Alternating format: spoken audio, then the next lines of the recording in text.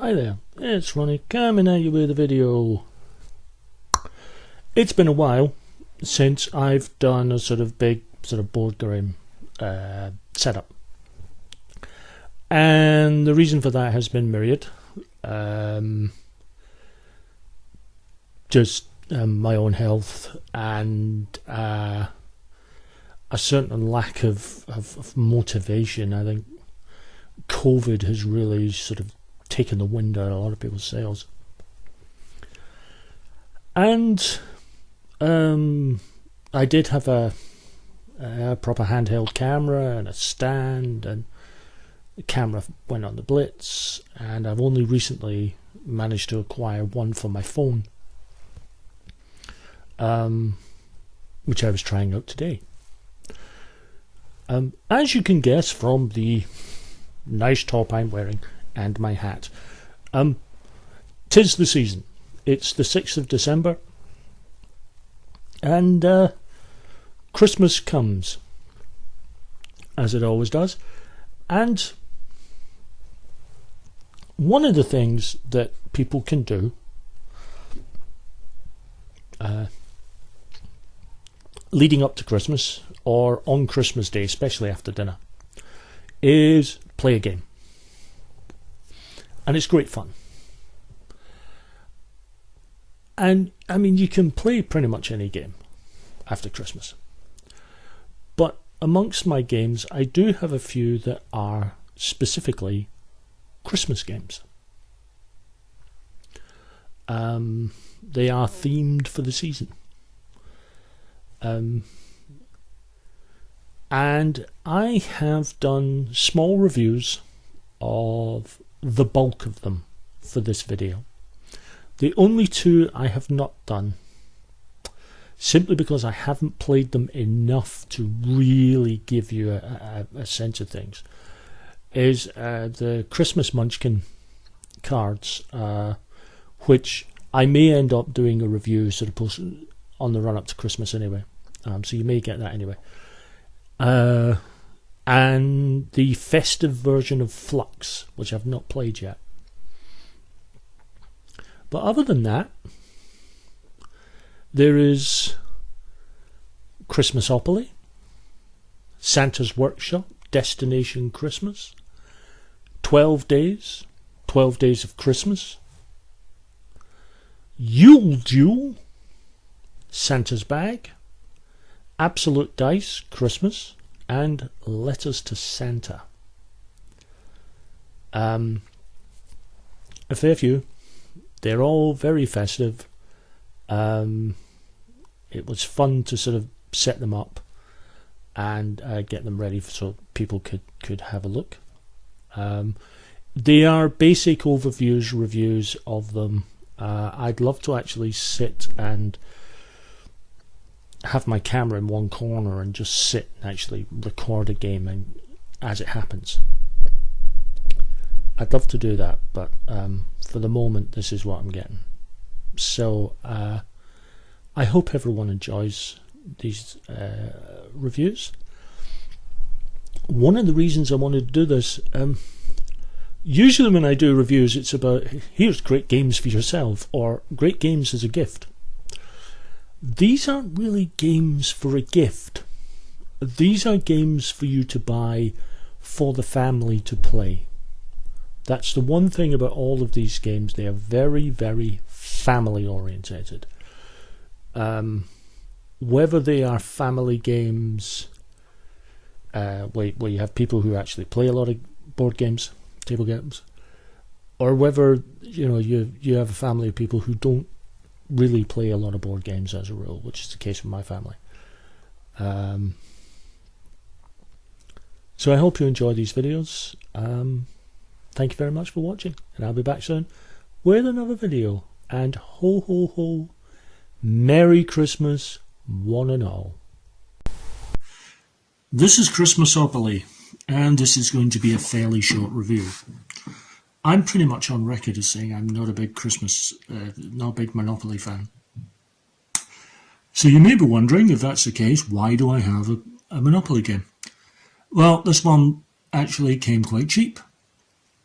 And I figured if I'm going to have one Monopoly game, I'm going to have a sort of novelty one.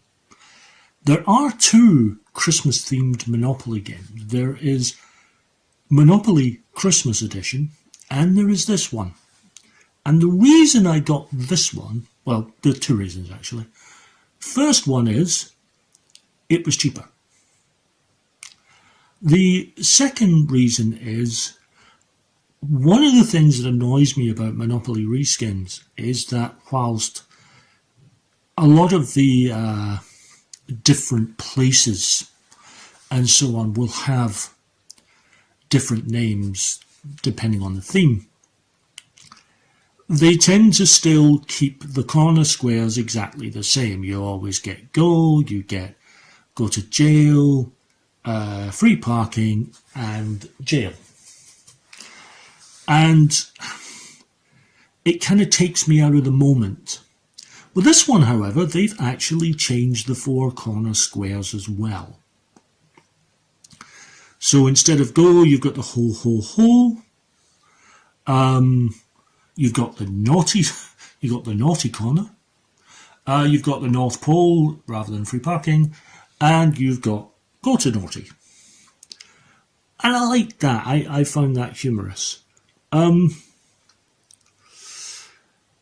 So yeah, there's a couple of changes. Firstly, you actually start in the middle of the board when you roll your die. Going on to ho ho ho counts as one move.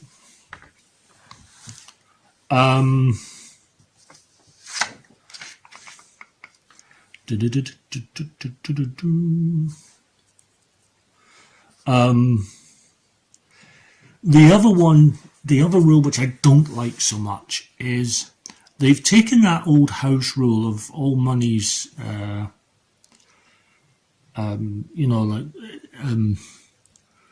tax and so on, going into the middle of the board, and anyone landing on the North Pole, or free parking as it is in the regular game, gets the cash in the middle, and they've kind of gotten that here. I get it in the sense of Christmas, and it's all the sort of gift of giving and so on. But I can see how it would elongate the game. The pieces, the 6 pieces that you get are a teddy bear, a candy cane, a lump of coal, a reindeer, might be Rudolph, I'm not sure, a train, and Scrooge. Rather than chance and community chest, you've got holiday cheer and bah humbug cards. And apart from that, rather than houses and hotels, you've got presents and Christmas trees.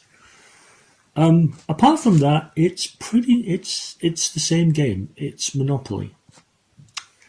If you like Monopoly, or at least you can put up with it, and you're looking for a sort of slightly different variant, something festive. I mean, to be honest, I can see me only playing this if someone wanted to play. I'm the sort of heavy gamer of my family. The rest of them really don't play games that much at all. So their idea of board games is pretty much the usual suspects. I could see them maybe liking this game.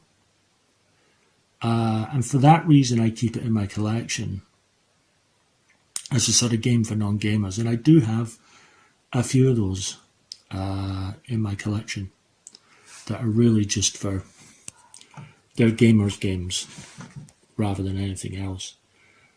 I'm not going to go into the mechanics of this game. If you don't know how to play Monopoly, you're probably sort of in a good place. But as monopolies go,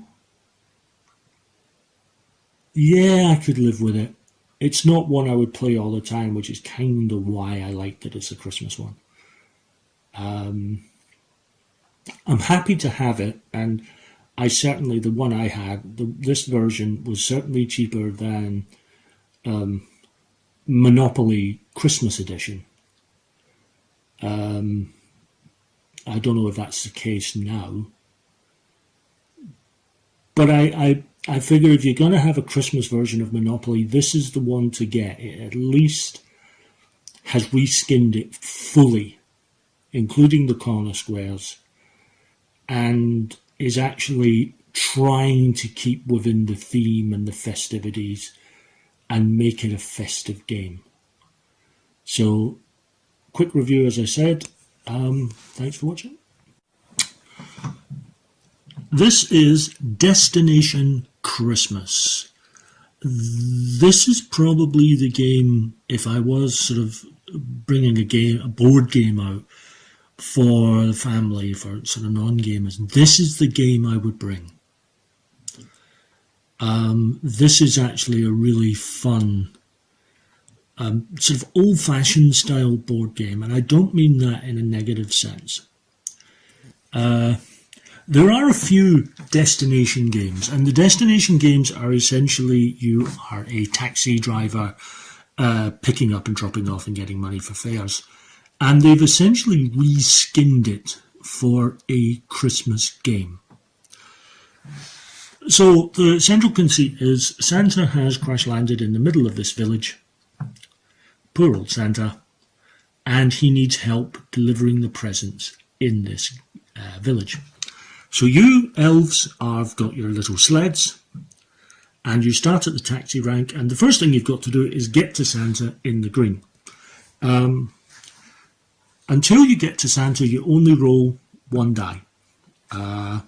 So you roll and you'll move. If you land on one of these, which is a traffic light, you get one of these cards. Now these cards can be wonderful, they can be lovely, they can be an absolute pain in the backside. They're very sort of hit and miss, those cards. When you finally reach Santa, you don't need an exact number to get in there. It's just you get in there, and you know that's you. Whatever was left of your move is gone. You pick up 3 presents, which I'm going to pick up now, and these are presents you're going to deliver.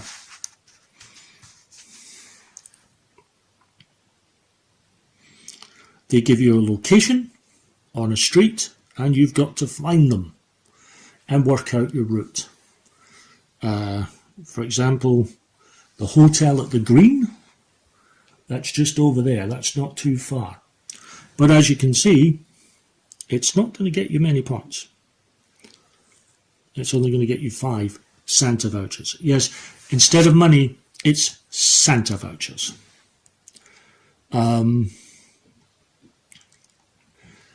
So you run around looking for all the different areas. Corner, I've got one there for Corner Road, the Tudor Cottage, right over there. Ooh, that's going to net me 35 Santa vouchers. That's a good one. When you reach a destination, again, you don't need an exact count. You just need to get to that space, and then you can stop yourself. You will show that you've got a present to deliver there, and you'll put that present away, and you'll get that many vouchers. However, there are a few cards, there's about 8 of them in the deck, with the toy shop on them. That means that this present isn't in Santa's sleigh. You've got to go to the toy shop, which is over there, and stop there first, and then move on to deliver that present. It's just a little extra. When you start delivering presents, you go on to 2 dice. Except if you're on this road here, because of how rough it is, you can only use 1 die to get around there. But there's more. Yes, there's more. If another player lands or stops at the same spot where you have a present going to, for example, if this player here was all the way over here and they'd stopped at Tudor Cottage, That's unfortunate for them, because I would then reveal that I have the Tudor Cottage card. That present is delivered.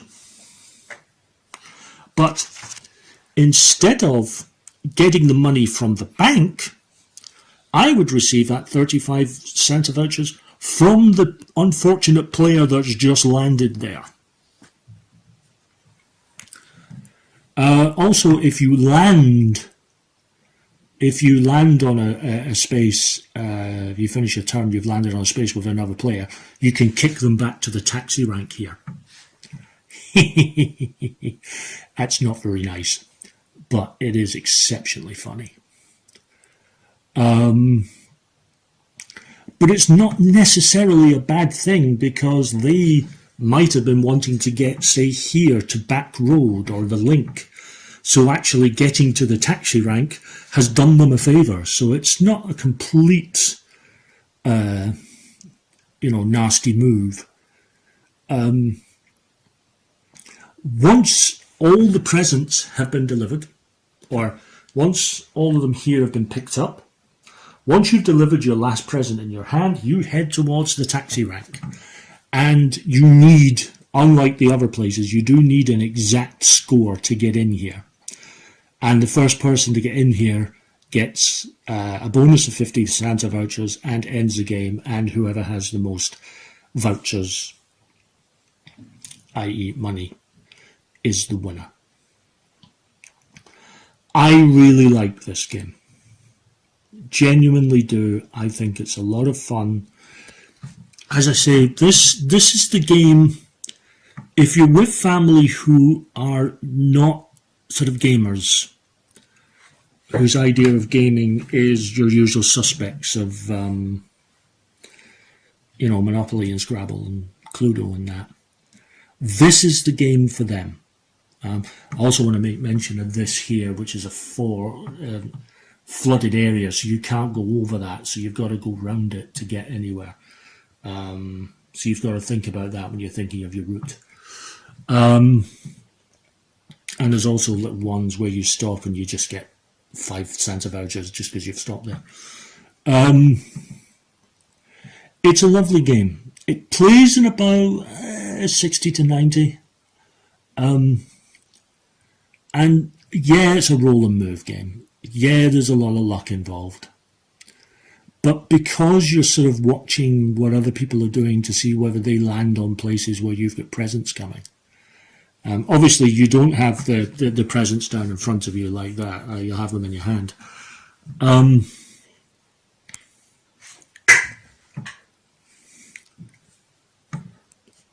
They're really, really, really, really good weekend, this. I really like this game. I recommend it highly. I think it's one of the better sort of traditional style games that I've played. So much so that I ended up getting one of the sort of regular destination games, which is Destination Scotland, because I liked this game and I wanted one that I could play the rest of the year. But this is a good game and I do recommend it. This is Santa's Workshop. This is a worker placement game and is really rather beautiful. I will move around the board a little. Sorry for the shaky hands. I have set up 2 players, mats and so on here. I'll explain those in a moment. But I haven't set up the board entirely for 2 players. And the reason for that is this. Certain actions are closed off. You only open this one up if there are 3 or more players. You only open this one up if there are the full 5 players. Similarly, here at the tool shop, it's the same. Here at the school is the same as well, which allows a little bit of scaling. So how do you play? Well, very similar to Lords of Waterdeep, a game that this shares an awful lot of DNA with. On your turn, you will place one of your workers on an empty space on the board. These are your workers here. They are elves. And you'll notice that the elves are unique. You can see these spaces down here. I'll explain those in a second. And you start with up to 3 gifts that you're going to make. This is actually a wee beauty of a game, but you'll see that they're all unique, and I'll tell you why.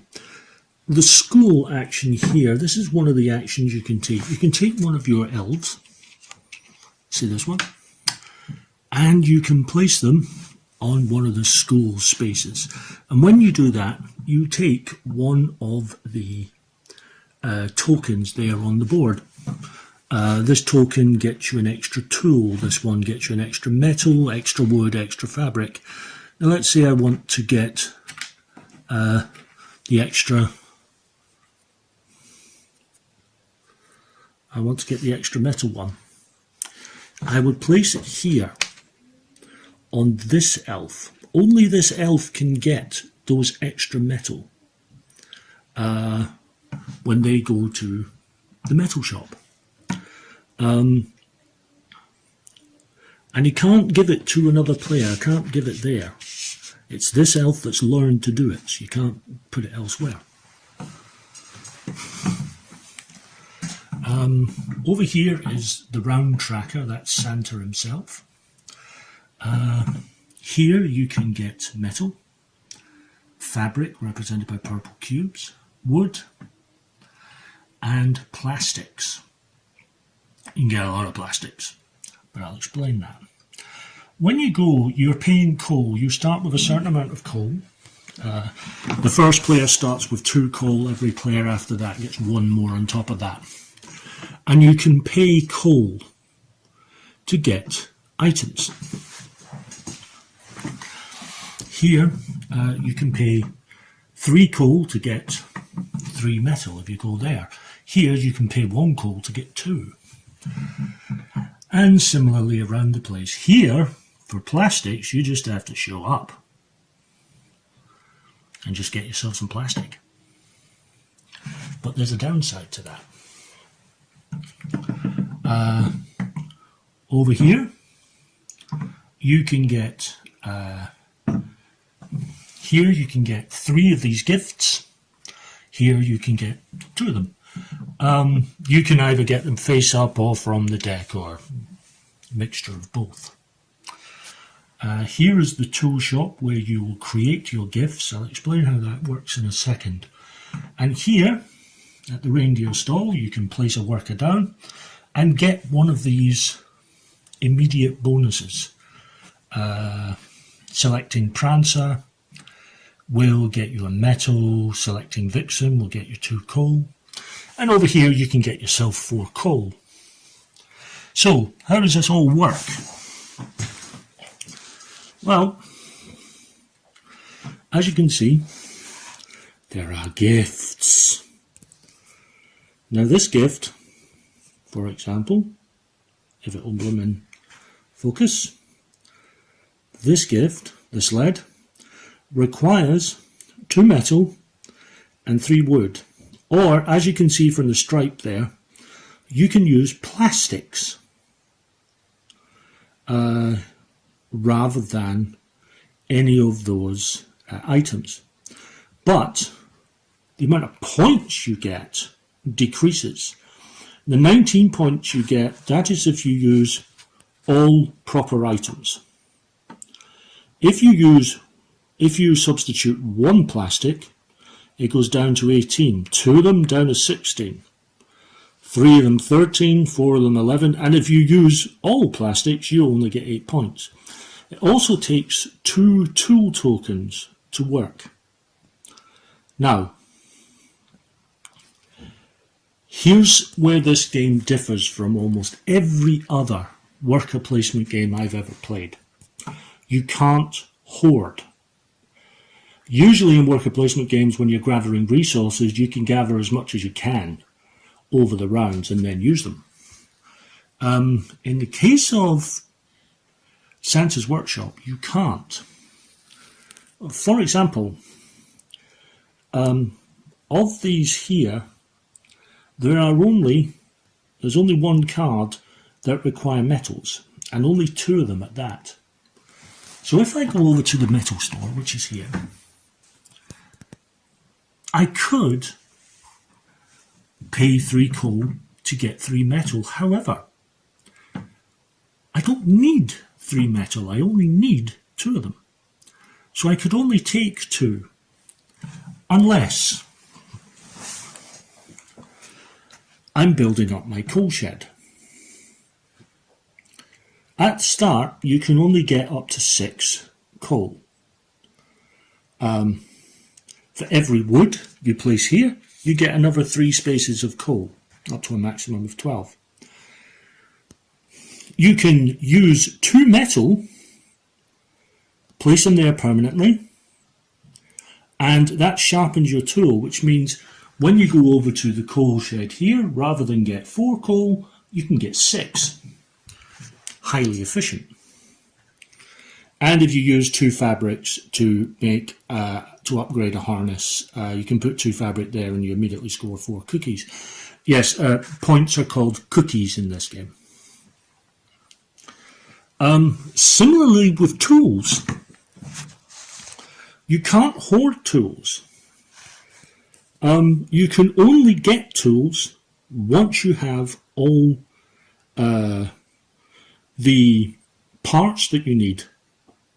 So I can't go to the tool shed to complete my sled until I have all the metal or wood or plastics that I'm going to use to build the sled. Then and only then can I go to the tool shed. And I need 2 tools to make it work. I like this. I like the fact that you can't hoard. You've got to go in, you've got to start thinking in advance. As you can see from the round counter up there, there are 9 rounds in this game. And you can see it's like 3 and then a sled, 3 and then a sled, 3 and then a sled. Why the sled? That is when Santa comes round for an inspection. When you finish making a toy, you will place it face down like that. You immediately get the points that you're owed, and you place it face down. When Santa comes round to inspect, you count up the number of presents you've made, and whoever has made the most, they get 2 points for every present. The person who's made the second highest gets 1 point for every present they've made. If there's a tie, you both get the points, you don't split them. And then all those made toys go here to Santa's sleigh, whether you get points for them or not.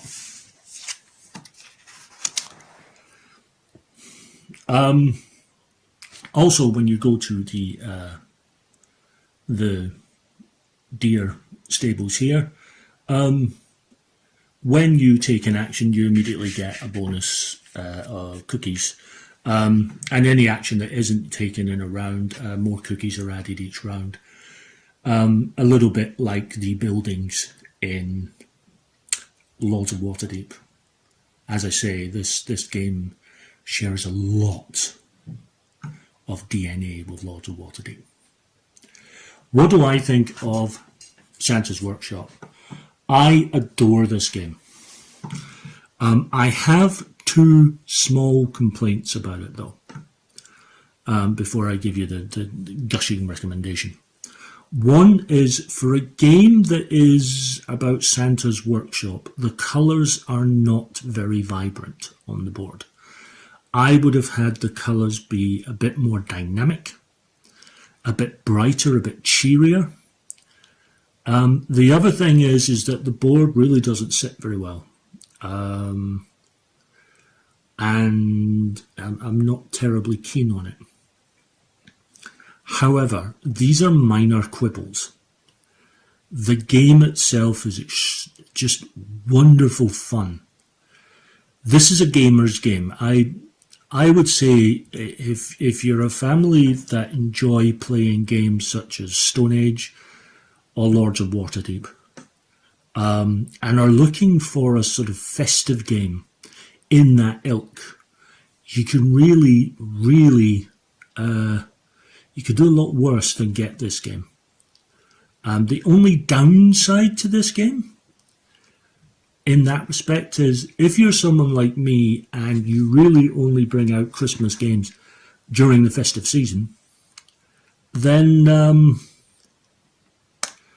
you're really not going to get to play it that often in a year. But what a game to have. I love this game. I think it's lovely, and I highly recommend it. This is Absolute Dice Christmas Edition. I got this because I wanted a quick and simple dice game with a festive theme, and this one sort of fits everything, and it's exceptionally simple as dice games go. Leaving aside the others for the moment, these two red die, one of them has the 6 symbols on it, just as the rest of the dice, and the other one has a number. In the regular game, you roll these 2 dice. Well, that's not very good. So, what you have there, the symbol tells you what you're looking for and what you're about to roll, and the number tells you how many rolls you have to try and get as many as possible. In this case, I've rolled a 1, which is a bit naff, and I'm looking for Santas. So I will take all the rest of these dice, and I'm using my nice little dice tray here for this. And I have scored absolutely nothing, because I only had 1 shot. So the next player would then go, and he has 2 rolls to get some presents. Let's see if I can actually get some scores here. Now I'm rolling Santas.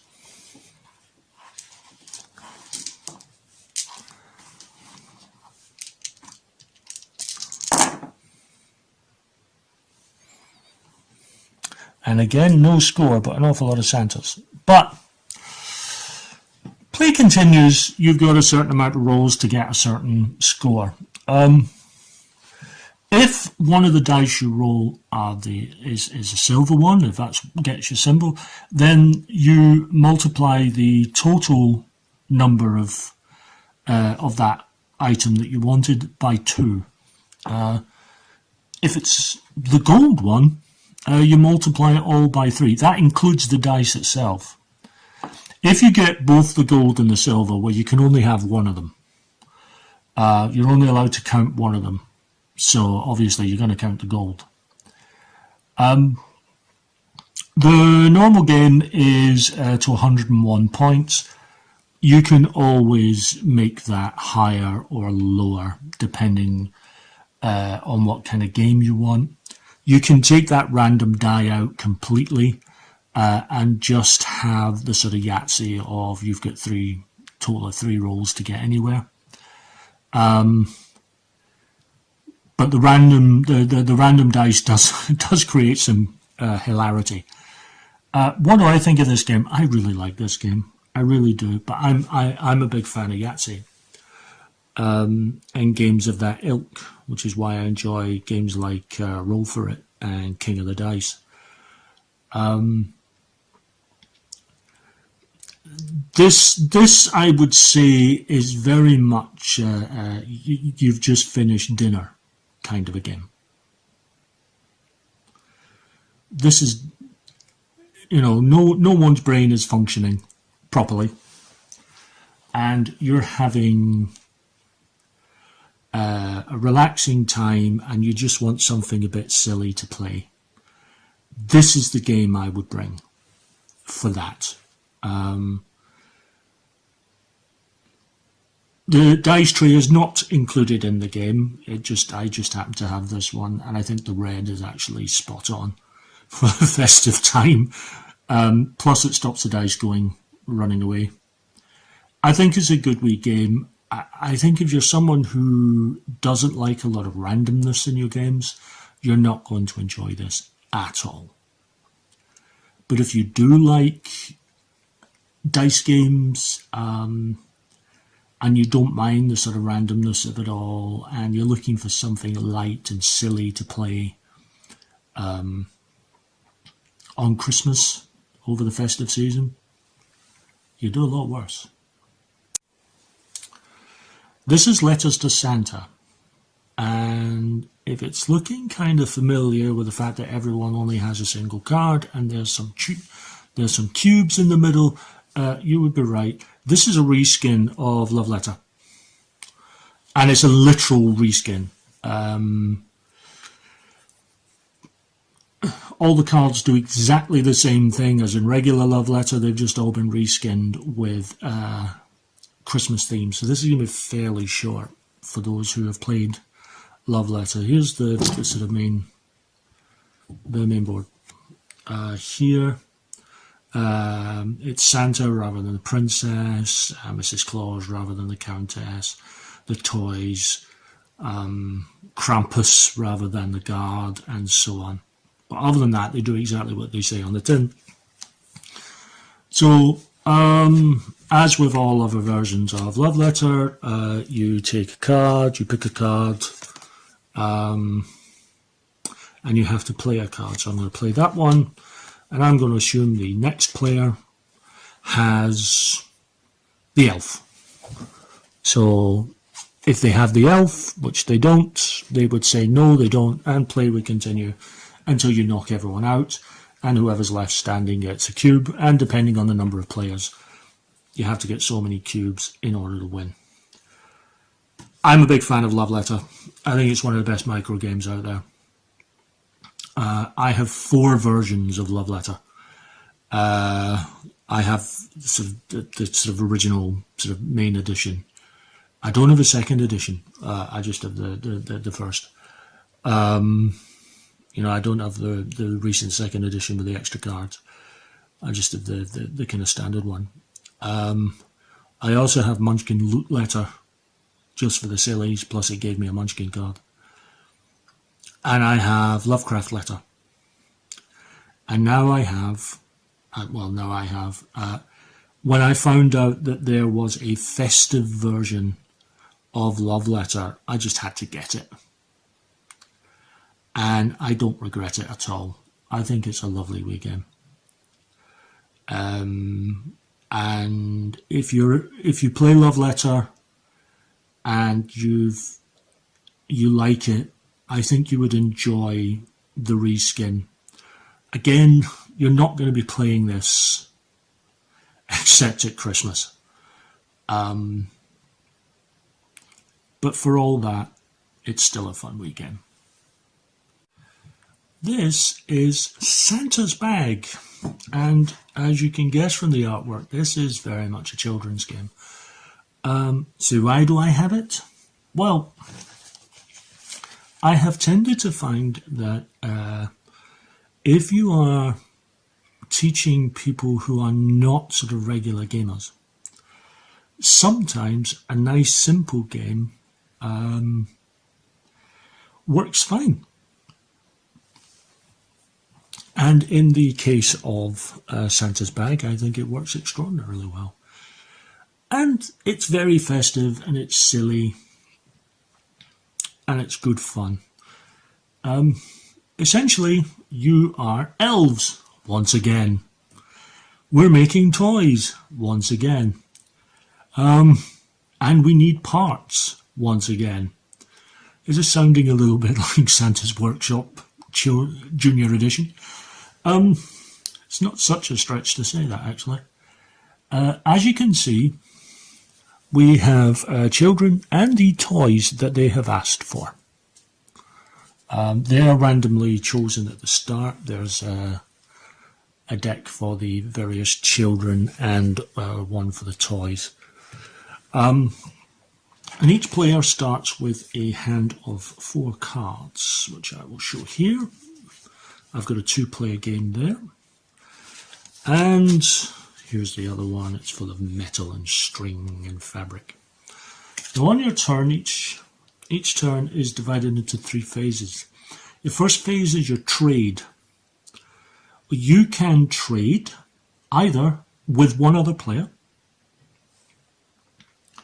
You know, you tell them what you're looking for, you tell them what you're prepared to give for it, and see if someone's up for giving you that trade. If they do, great. If they don't, then you have the option to just trade with the deck, which is you have to discard one and take one. It's a bit more random because you can't take from the top of the discard pile.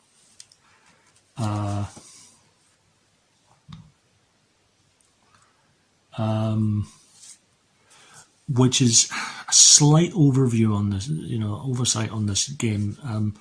I would have had it. I probably would play it with people being allowed to trade with, if they're trading with a deck, to take the top of the discard pile. Then you can build. You can build a toy. You can see all the toys have the various parts here. And if you have the cards, you may trade. You may build. Now, we'll get to Stardust in a minute. Stardust, there are certain, Stardust there, there are certain toys that require Stardust, but short of that, Stardust can be used as a wild card. So looking at what I have here, I have wood and I have string. And I could use the Stardust as my wild, and I could build this top. Or I could simply take the wood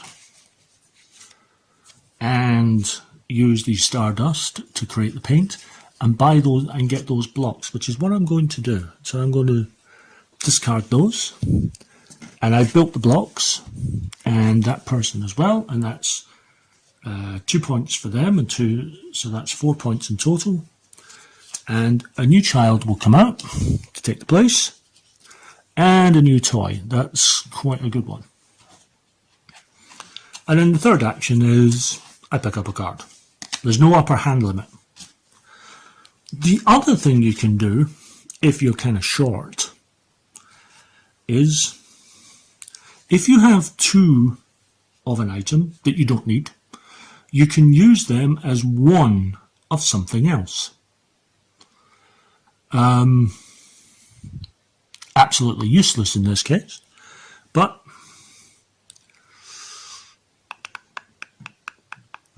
absolutely useless in this case. But game would continue. Oh, the other thing I need to show you is this, which is the wheel. When you make a toy, you move it on one. If you want a short game, you go up to 10. If you want a longer one, you go up to 20 presents. And that's in total, that's everyone. And then at the end of the day, whoever has the most points is the winner. It's a very simple game. And it has that unfortunate thing of you wanting certain parts that you just can't get for a really good present. For example, I mean, we're sort of high on there because presents and the children are all rated from 1 to 3. So we've got some 6-point presents there, you know, which is as high as you can get. So there's a lot to play for in that particular row. I really like this game. Again, it's very simple. It's very silly. It's not one that I would introduce to sort of heavy gamers, except as a sort of funny, hey, it's Christmas, let's do something silly sort of a game. Otherwise, I think it's a good game, and I think it's it's certainly one, if you have younger children, sort of 9, 10, 11, it would go down really well with them. And maybe a few adults as well. But it's a good game. I think it's fun. And as a festive throwaway, I mean, I bought this really dirt cheap, so I'm not complaining too much. So thanks for watching. this is 12 days. This is an extremely fast trick taker. It's played over 12 very quick rounds. These are the days, and they are in numerical ascending order from 1 through to 12. And each round you're going to be bidding to try and win that day of Christmas. So you're bidding to win the first day of Christmas in round 1, second day of Christmas in round 2, and all the way up to the final round for the 12th day. They are worth that many points. The first day of Christmas is worth 1 point, the second day is worth 2, third is worth 3, all the way up to the final, the 12th day of Christmas, which is worth 12 points. So you're each given a hand of 12 cards, and I just want to show the artwork because it's beautiful. It's got a sort of stained glass window effect. And you can see the value of the cards. They're all based, obviously, on the famous song. And the amount of cards that you have, there is only one card. There is only two. There are only 2 of the 2 cards. Only 3 of the 3 cards. All the way up to there are 12 cards. The artwork is beautiful. So the game is played over a number of rounds, as I say, over 12 rounds. And on your turn, it goes into 3 phases. The first phase is that you will, let's say the players are sitting there, you take one of your cards and you place it face down and you gift it to the person on your left. So, he's going to gift him that one. He's going to gift him that one. And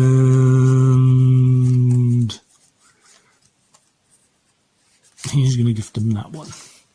So obviously, you then place the card that you've just won into your hand. I like to put the cards in numerical order because they're easier to find for yourself. Other players may have a different way of doing it. Once you've done that, it's then time to bid for the day. You will take one of your cards and you will place it face down in front of you. Everyone bids a card. And I'm doing this specifically to show a particular anomaly of this. Once everyone's bid, everyone's got the cards down, you reveal them, and the lowest card wins. Now, what we have here are 9s and 10s have been played. Now, usually, the 9 is the lower card. However, because more than one of them have been played, they cancel each other out, and the next lowest wins. So the person who's played the 10 has actually won that game, and they take that card and they put it in the score pile beside them. Those cards are then discarded, and new cards are picked back up again and added to your hand. That goes on for 12 turns. As you can see, it goes very fast. And then you score. You score the amount on the days that you've won, and then there are bonus points. The person who has the most 1s in their hand will score 1 point. The most 2s will score 2. It's not about how many of them. You don't multiply them. You just, no matter how many cards, you just get that single set of points. You know, if you have 4 8s in your hand, you're not going to get 32 points. If you happen to have the most 8s, you just get 8 points. If there's a tie for the most, then you both get the points. You don't even split them, you just both get the points. And then at the end of that, whoever has the most points is the winner. I love this game. It can be played inside of a quarter of an hour. It's very fast. In fact, it's one of those ones where you can actually maybe have 2 or 3 games within an hour, or even a half hour quite quickly. It's a speedy little game, which I enjoy. I love the artwork on the cards. Oh, there is one card I didn't mention, actually 2 cards, and that is Santa and Mrs Claus. They have a value of 0, which means they're pretty much going to win any trick. In fact, the only time they don't win a trick is if the other card is played. You know, if Santa and Mrs Claus are both played in the same round, then normal rules apply, they cancel each other out.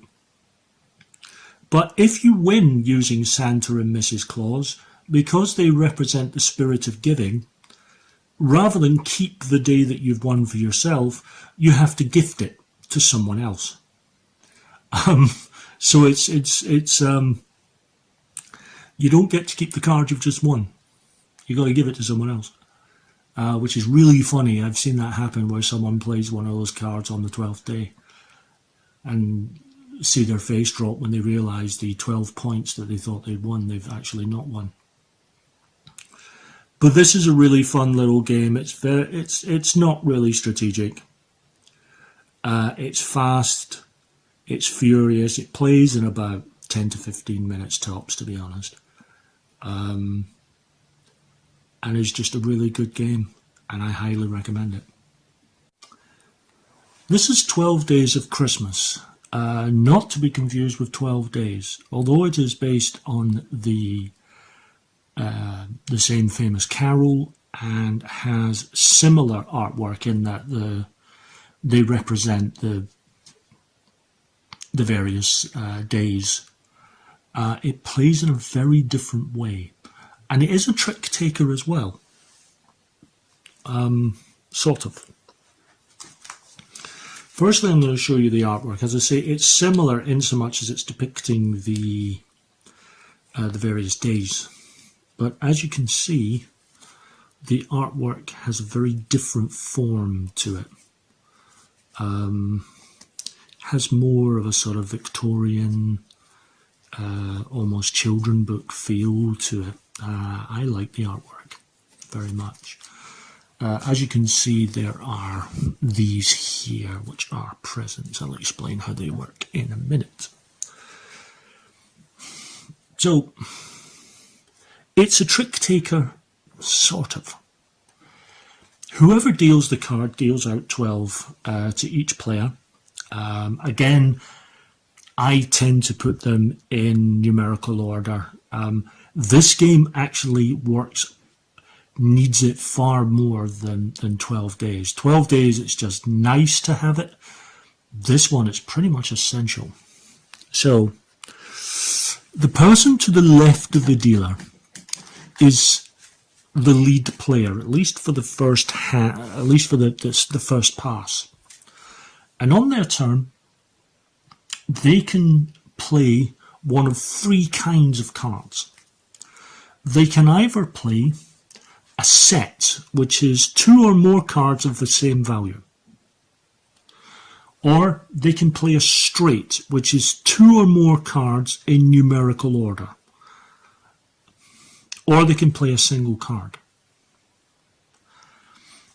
So in this case, we have quite a good run here.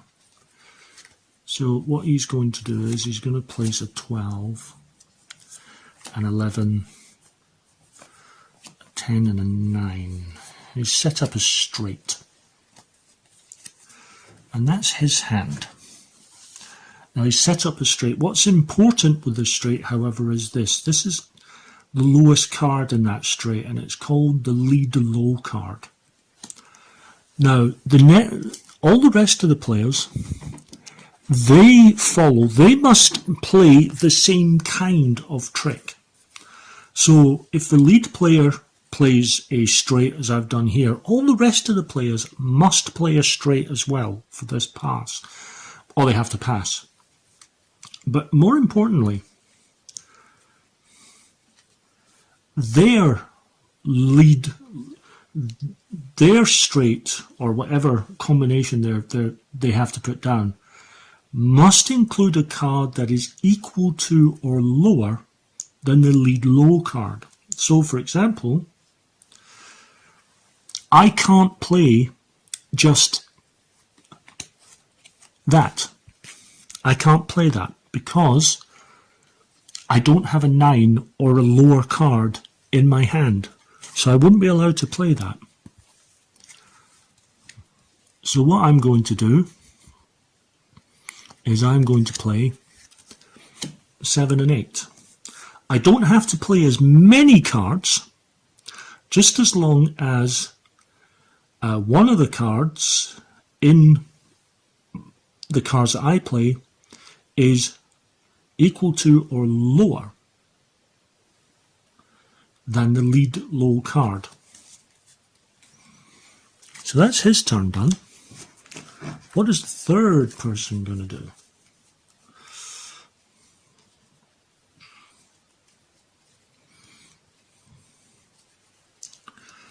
Well, the third person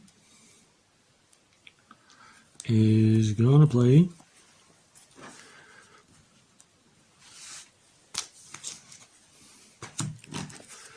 they're going to play 6, 7, 8. So they win that pass. So those cards are all discarded. And this player starts the next one. Now, they can do either a set or a straight or a single card. In this case, they're going to just play a single card. Now, they've played a 1, and there's only one 1 in the deck. It's very similar to 12 days.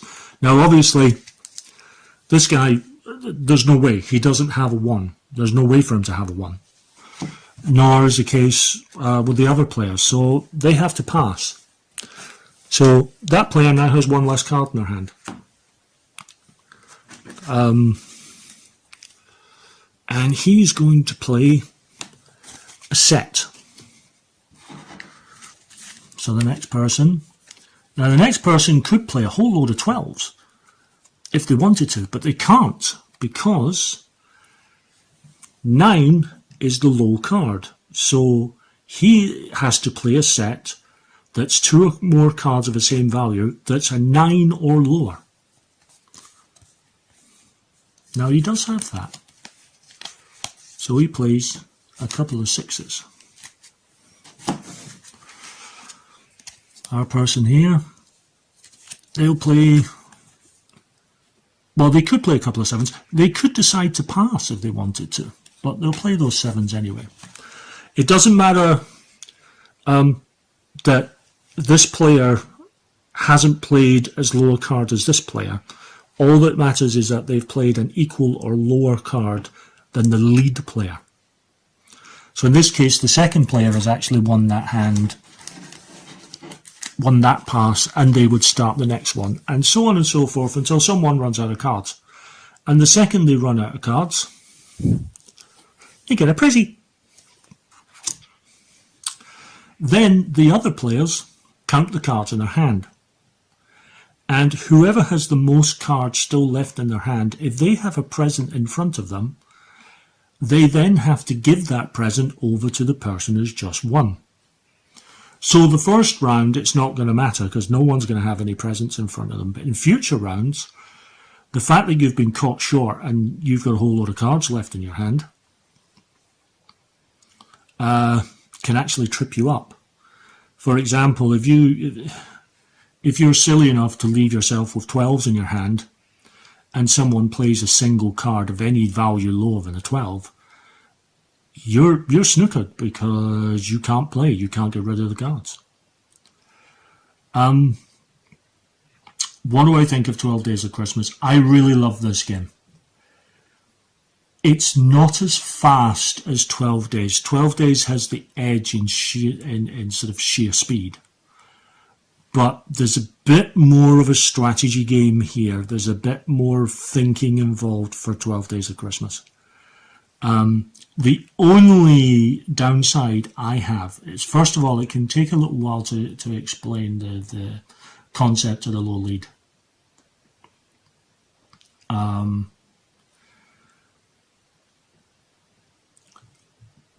But the other thing is that because of the way the presents can go, there can be a bit of back and forth. They say a short game is the first to get 6 presents, a long game is sort of 12 presents. 12 presents you'd be playing all day. 6 presents I think is fine as a game. I really like this game. I think it's very well done. The artwork is evocative. It's different enough from 12 Days. And I like that I have 2 card games, 2 trick takers, based on the same subject, but both of them so very, very different. And I really recommend it. This is Yojo, which, let's be honest, this is the probably almost, I don't want to say definitive, but this is definitely the perfect game to play after Christmas dinner, which is why it will be definitely one of the things that comes down with me when I go for Christmas dinner with my family. There are 3 different games. There is Charades, or Charades, depending on what you want to say it. You know, pick a card, see the word, try and mime it, you know the thing. Who am I? You know, take the card, put it at the top of your head without looking at it, and the person has to describe, you know, sort of give you clues as to who you are and see if you can work it out. Slip of the Tongue is a game where it has one, you pick a card, you show it to your teammates and the opposite team. It's really a team game. And they have to describe the top word without using any of the banned words that are on the card as well.